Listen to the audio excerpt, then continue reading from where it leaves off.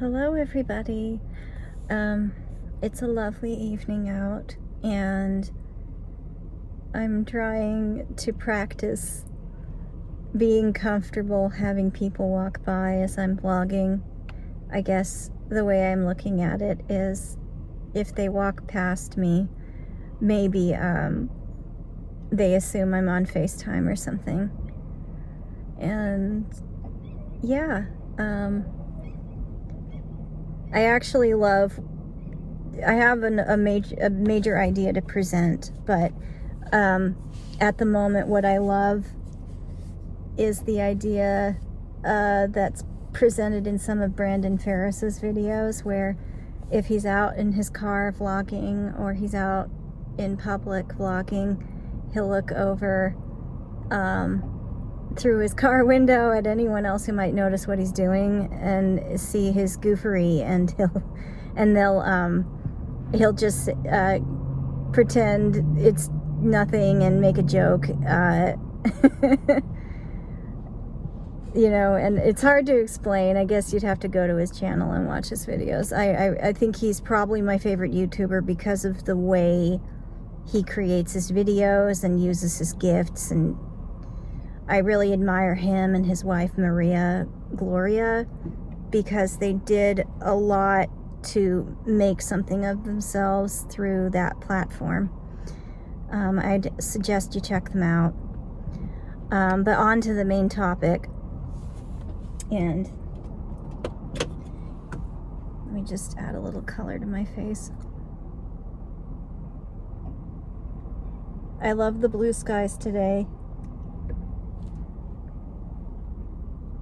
And I love how the sun seems to be highlighting my skin in a beautiful blur effect almost. I actually kind of feel really good. I felt a little sluggish like for the first half of the day, and then it lifted around 5 p.m.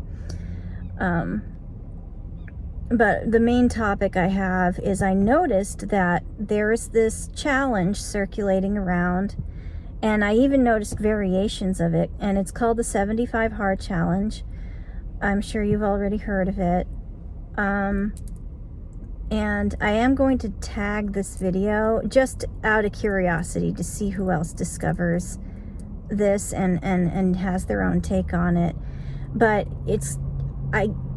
I didn't really research it too much. I just read that they have you do things like read 10 pages of a book and do 2 workouts a day, and you have to basically cultivate discipline. And I actually like this idea. I do think that there's some things that they could add to it, and some things that they could posit to anyone who takes on the challenge. I actually think that for me the challenge is a good idea if you feel like you shy away from applying yourself. And it's really, yeah, it's got its merits. For me though, I think what I would modify personally is that I'm going to call it the 75 smart challenge instead of the 75 hard challenge, because it implies work smarter, not harder, which, I'll define a bit more in this video. But I think that I've learned from experience that working hard without thinking about how to do it efficiently can have some, you can experience some loss of time and energy that was unnecessary. And it, if you work smarter, not harder, you're thinking about what do you really need. As that's just my opinion. You think about, what do I really need, and how can I go about this in a more intellectual way, in a more problem-solving way? How do I get to the heart of what I need? Because you can develop habits, but you also want to think about sustainability. You want to think about how is my lifestyle going to change? Because the way it looks for me is,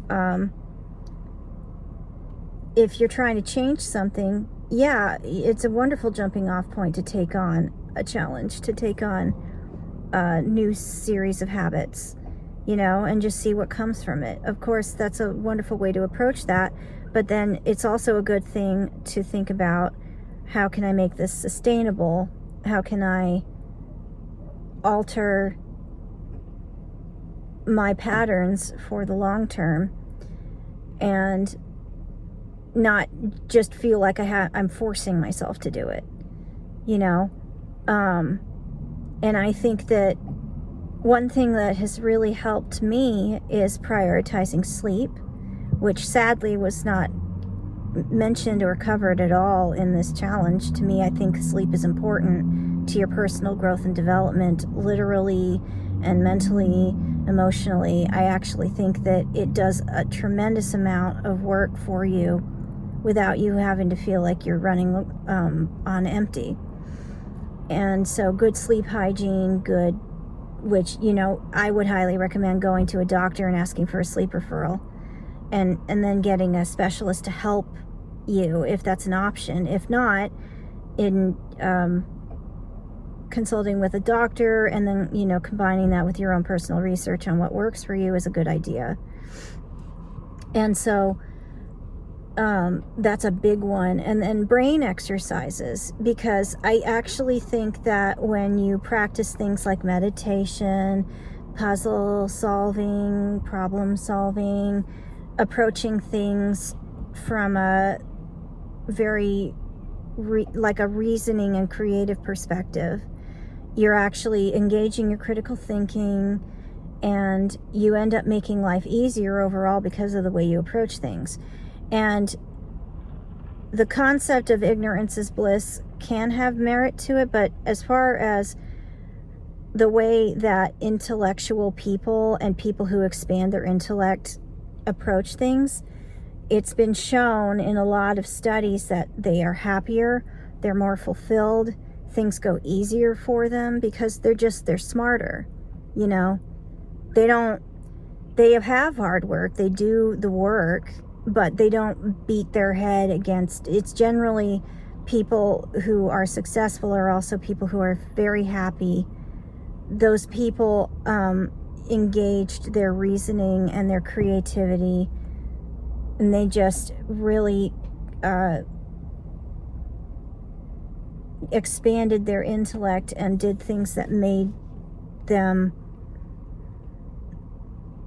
happier, more successful, made life easier for them because they thought it through and also applied their intellect to their practical daily life.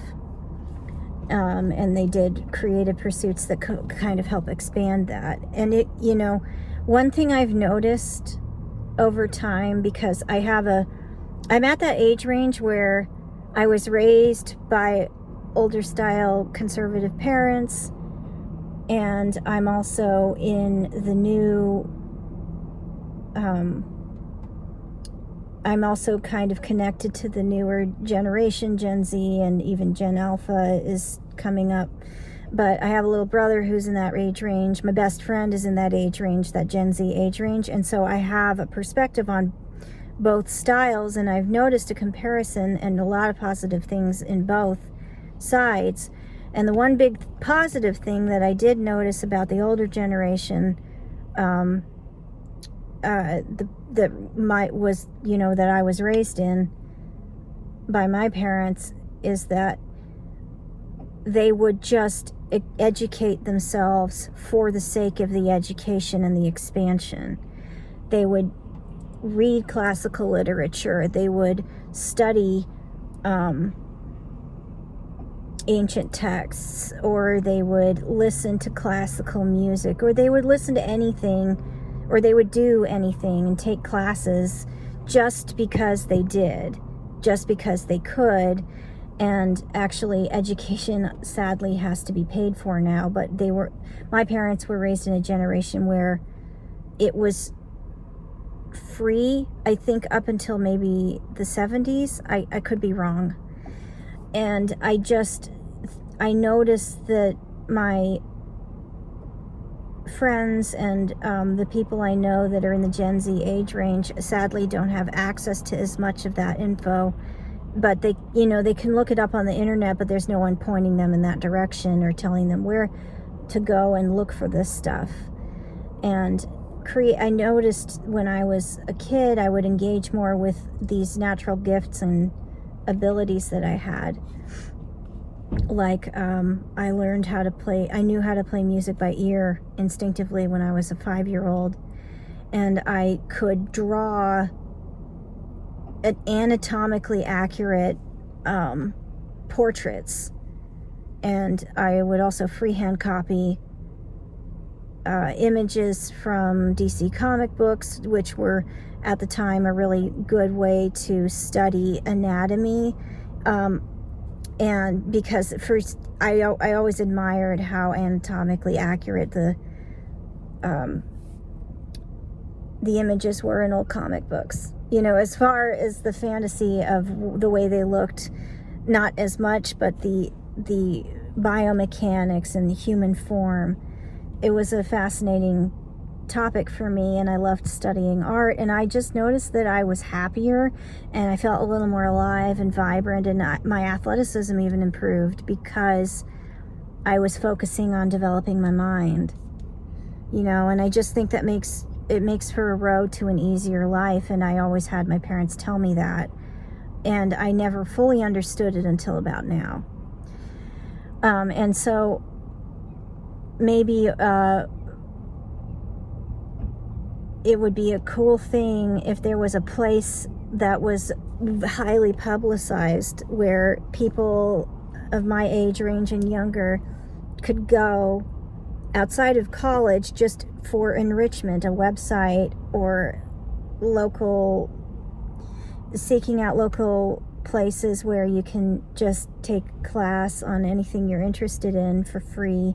Community courses are a thing in each local place, but just anything that engages your creative mind and helps rewire you, because neuroplasticity is very real, and apparently it's been proven that you can improve your neuroplasticity and the way your brain is wired throughout your whole lifespan, just as long as you stay engaged intellectually, creatively, developing your emotional intelligence is a great thing. And I actually really love how the younger generations are so open-minded and sensitive to social issues. It seems like a lot of them are.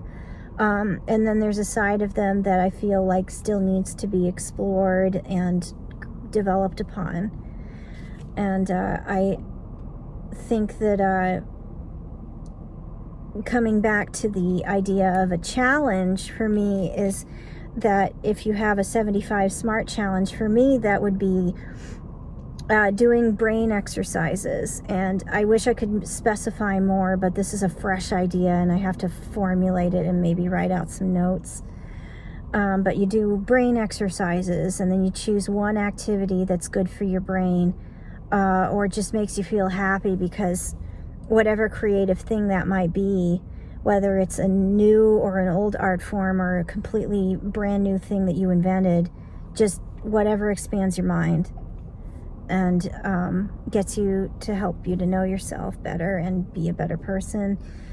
That's some activity you can choose. And then better sleep, not just more sleep, but better sleep. So you can have more sleep, but I think that if there's habits that you can practice, like shutting off your devices before bedtime within about 90 minutes to an hour, I'd say, from what I've seen in the normal sleep literature online and through advice from professionals, they say 90 minutes to an hour.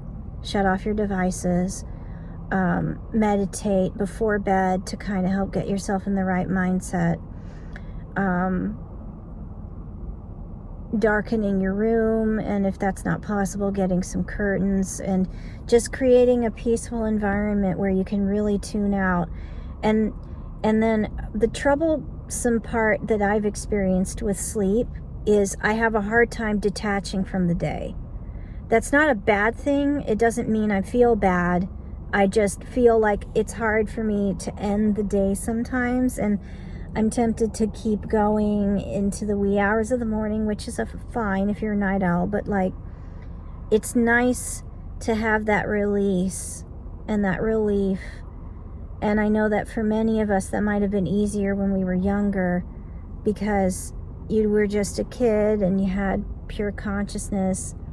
And I know for me, at least, pure consciousness is something I experienced more as a kid, more room for imagination and doing fun things. And when you're older, your mind is racing. You have a million things you have to do and you want to accomplish, right? And you feel less relaxed about it the older you get sometimes. And for me, practicing detaching from the day before I go into my bedroom, or as soon as I sit down on my bed, and just saying, okay, day is done. It's time for me to sleep. I am allowed to have a good night's sleep.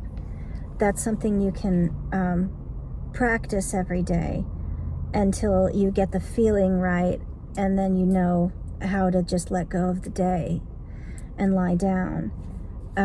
For those of us who are challenged with insomnia, that can be hard, and I know because I experience insomnia. But with, medical advice and the right kind of treatment plan and the right routine, it's very powerful, and it can help change your life if you practice sleeping better and better. It doesn't have to be perfect right away. You can just practice it over time. And yeah, I can make it 75 days, 75 smart days, at first, and then you just kind of turn it into a sustainable habit. And then your brain health, I noticed, has a huge impact on your well-being overall. I noticed that when I sleep better, or I get better advice and follow through on it, on how to sleep, I lose weight faster, I think clearer. Even if I slept longer or better, I get more done in a shorter period of time.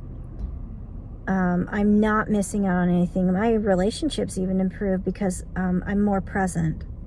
I think that you owe it to yourself and your loved ones to prioritize good rest, because that's when your body is regenerating and then processing any good information you have in the day. And the sleep part of this challenge, I also would recommend that when you go to bed, even if you're met with an immense challenge in your life and it's weighing you down, go to bed every night knowing that it's getting a little bit better every day, and check in with yourself in the moment and say, okay, well, what can I give myself right now in the moment? Even if it's just something small, like permission to lie down and sleep.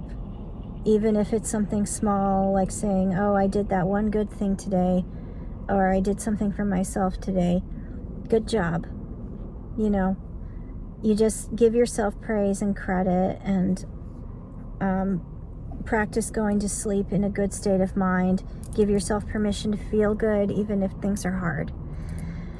And you'll trust that you will figure it out. You have an immense intellect because you are a human being. You have an immense capacity for love, creativity, and compassion and expansion. It's amazing what we can do with our minds,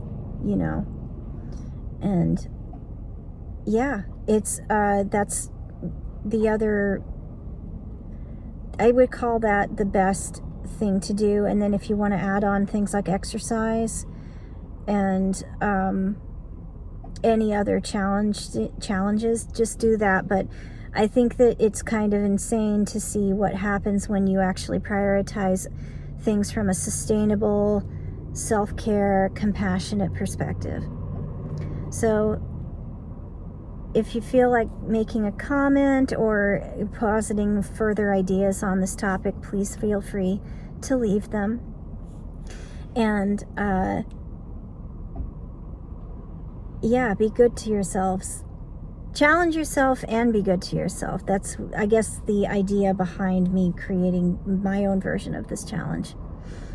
And much love and have an awesome day.